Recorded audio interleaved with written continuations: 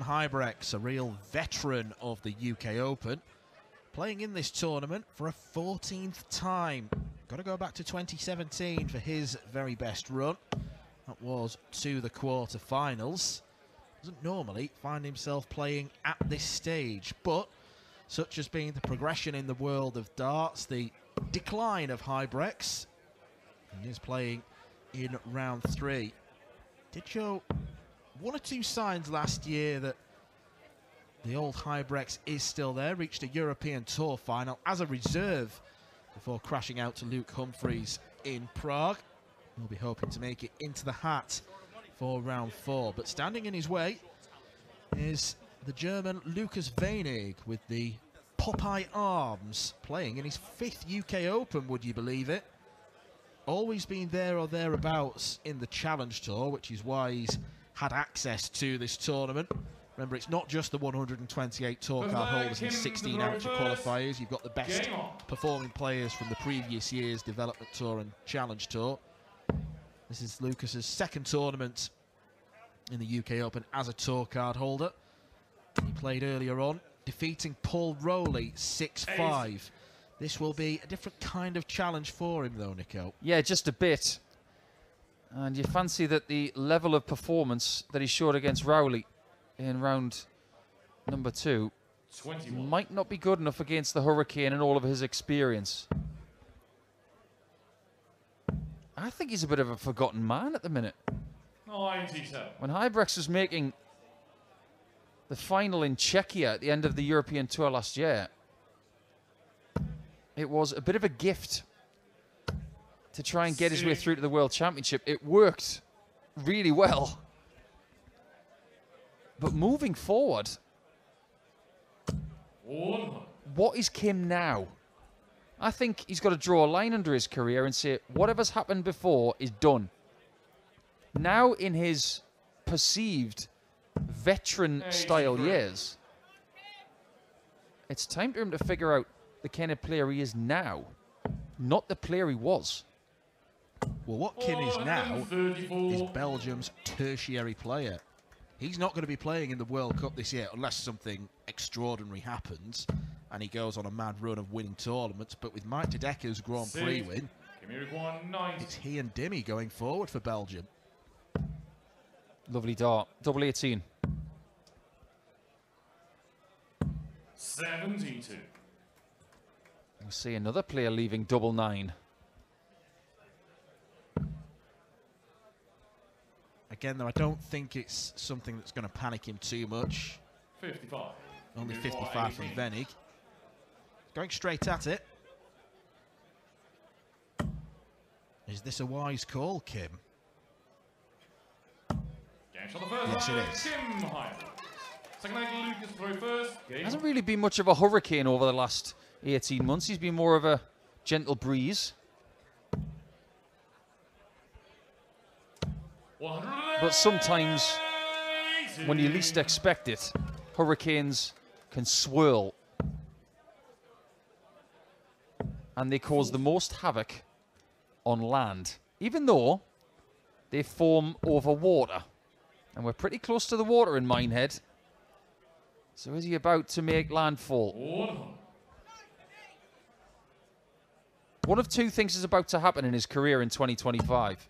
He'll be spurred on by the fact that he's not in the World Cup squad, because he's very proud to play for his country.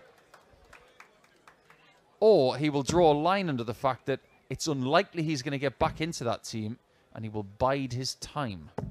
117.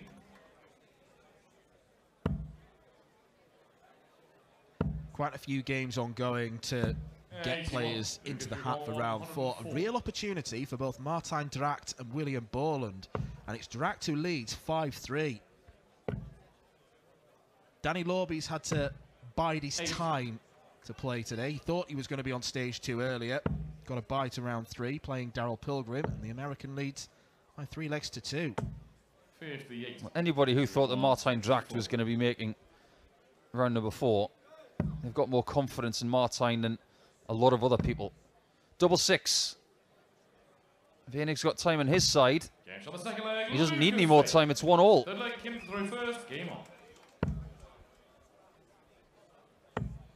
one of the best things about covering Board 2 for quite a few years with yourself, Dan, and some of our other PDC TV colleagues is that we have seen the demographic change over the course of the last decade.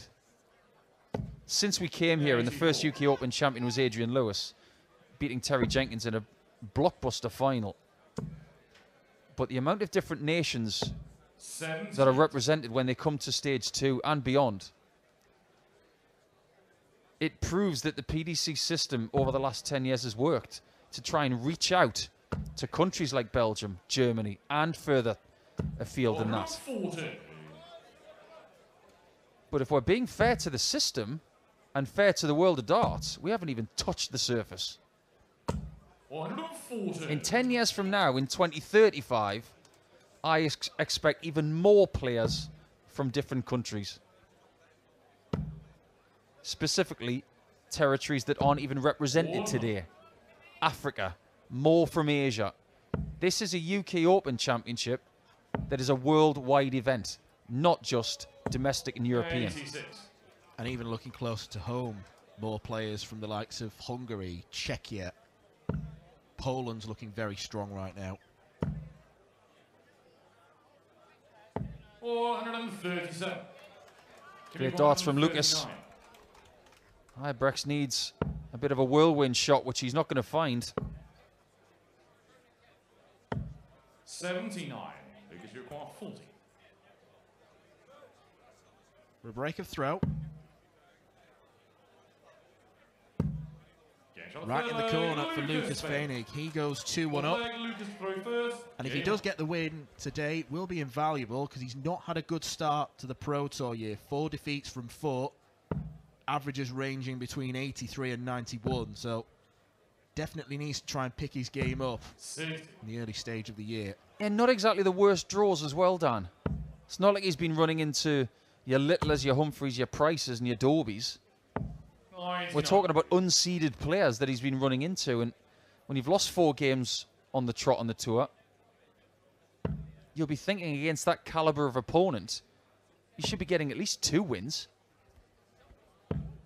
93.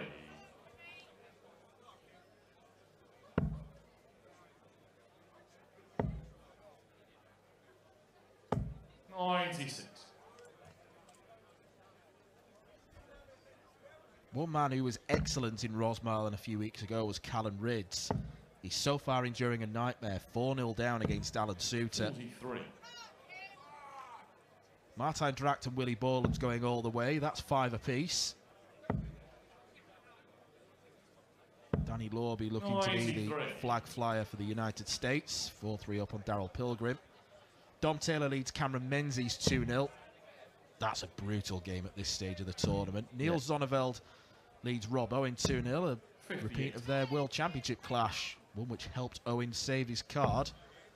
And the aforementioned Nico Springer leads Dylan Slevin 3-0, averaging 98. 79. I thought I'd save that till last. He really does look like the story of the afternoon.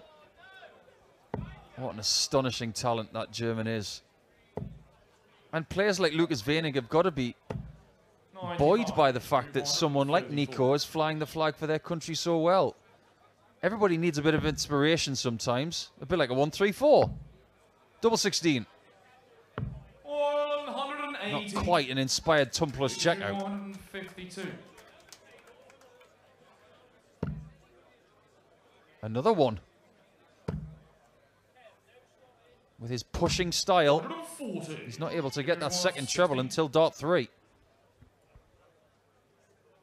Games on the fullback, Kim Huybrechts. A little bit like Jermaine Watamina. Game You on. know what Kim Huybrechts is feeling at every single moment.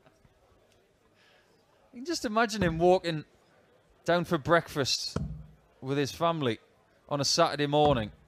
And it's a rare weekend off from the PDC Pro Tour, and his wife says, "It's waffles for breakfast," and he says, "Come on." He's that kind of guy. Isn't that the case in most Belgian households, though? You're better off asking Kim.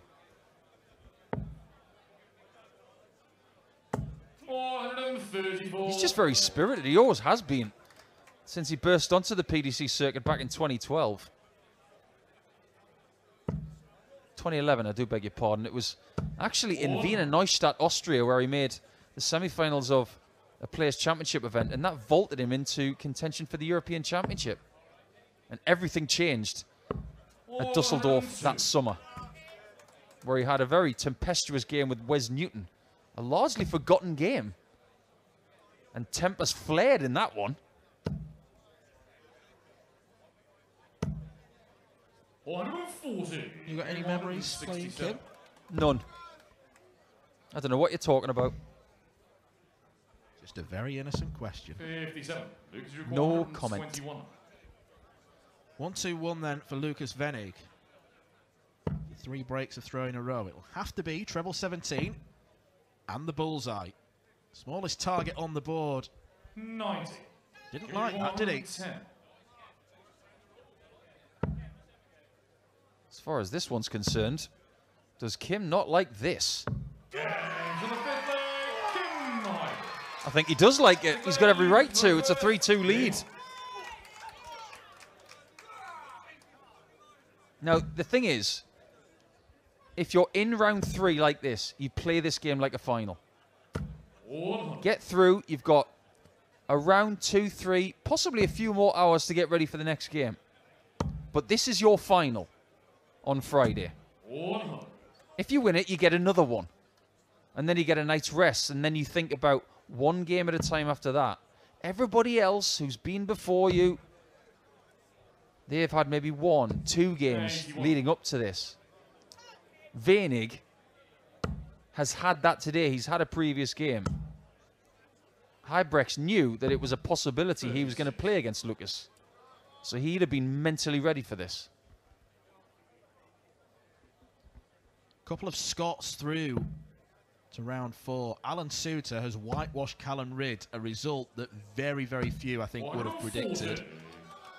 And we may have put the mockers on Martijn Dracht because Willie Borland came back to win 6-5.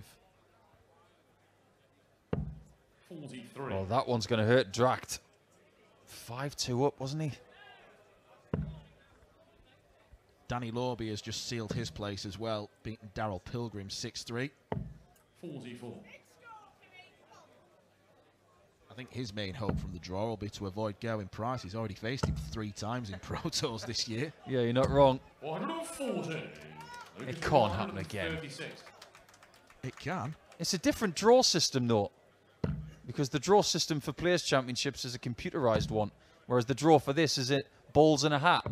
120. Wenig will be back for 3-3. Speaking of 3-3, Nico Springer and Dylan Slevin. Don't discount the Irishman. 8-8 now for Lukas Wenig. Where it is found. Now, where do you think Lukas started trying to design this barrel? Because it has got to be one of the most intricate barrels that's ever been made. 140. His throwing style kind of fascinates me because when he pulls the dart back, it's as if the dart is pointing downwards as he throws it. I don't know how he projects it as he does. He holds it very close to the front, and yet the dart stands up. What he does is he throws it flight first. So he's projecting the flight over the top of the point. He's throwing it like a top spinner. And it doesn't do a great deal of wibbling through the air. You can see him pushing it flight over the top. And it doesn't correct too much in the air, and it actually goes at the same angle as he throws it.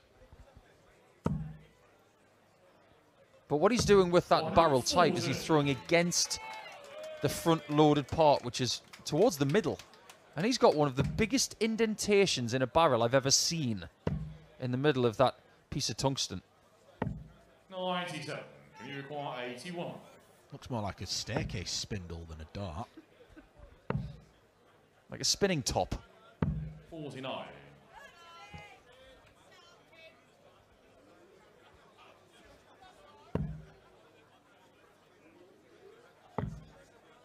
There are limitations as to what you can use, but when it comes to design, there are endless options. Huybrechts using somewhat mundane equipment compared to that of Wenig. Needs double 8. And he gets another lead. Hanging on to his throw for dear life. Game on.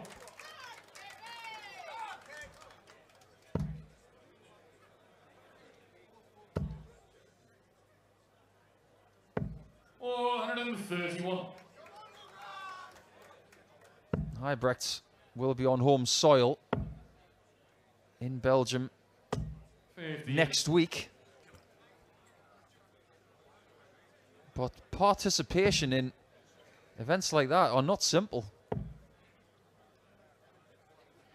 Belgian players are super proud of what they've done for the sport in that country, but can you imagine what it's like to be at the Belgian Darts Open in Visa, one of the best European Tour events, and not be in the field? He was there as an analyst last year, watching Mike De Decker win and watching Dimitri there. That must hurt. 96. Especially considering what he did to Michael van Gerwen in the very first Belgian Darts Open after that infamous game where Kim was practicing tops.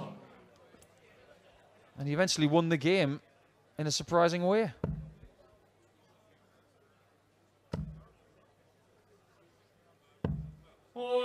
The European Tour final last year, the final against Humphreys, couldn't have gone much worse. I can't remember one player suffering as many bounce outs. Without being disrespectful to Kim, that was a bit of a mismatch.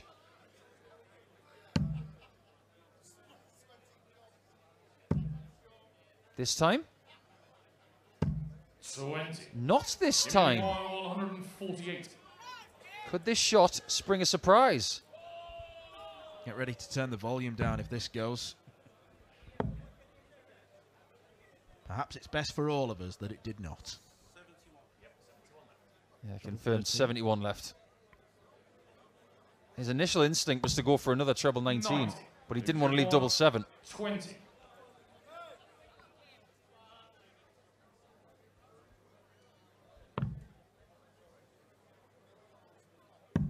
That's a really important double 5. The last thing he wanted to do was invite Huybrechts in for an unlikely break.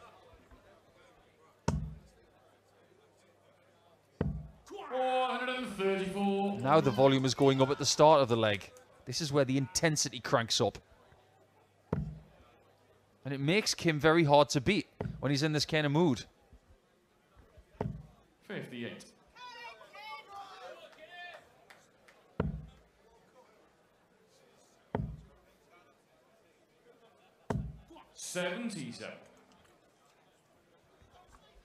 Even a visit of 77 greeted with a roar.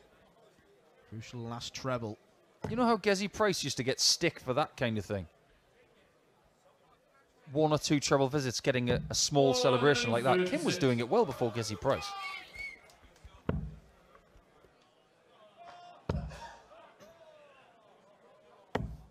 Nico Springer and Dylan Slevin is now 4-all. Rob Owens trying to mount something of a comeback against Neil Sonneveld. And Tom Sykes, who we've mentioned a couple of times, up against Willie O'Connor for a place in round 4. Another very tasty looking game. Not to go back to the Star Trek thing that we were talking about earlier with Aidan Kirk, but fascinating.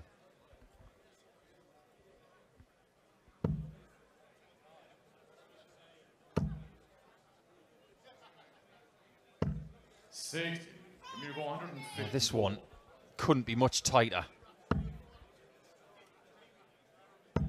Mistakes can't be made if you got the darts. I wouldn't classify that as a mistake.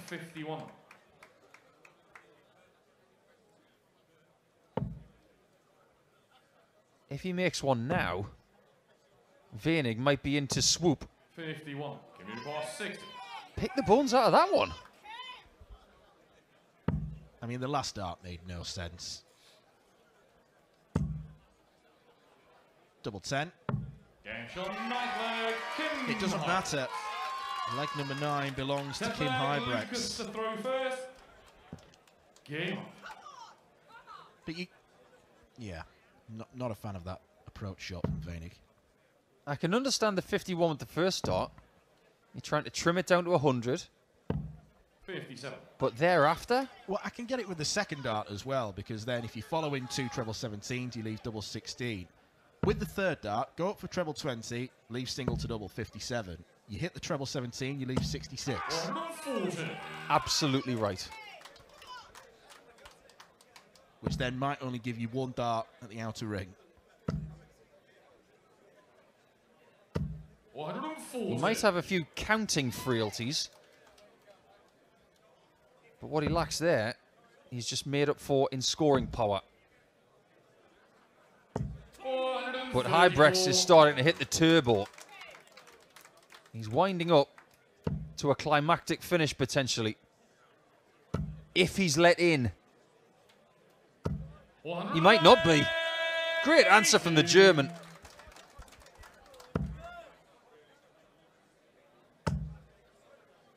Should go 17s here. Super smart. Lukas, you're 124. The treble's a lovely bonus. But will he come back? The bullseye says he won't. 99. But he will. 96. For a place in Friday night.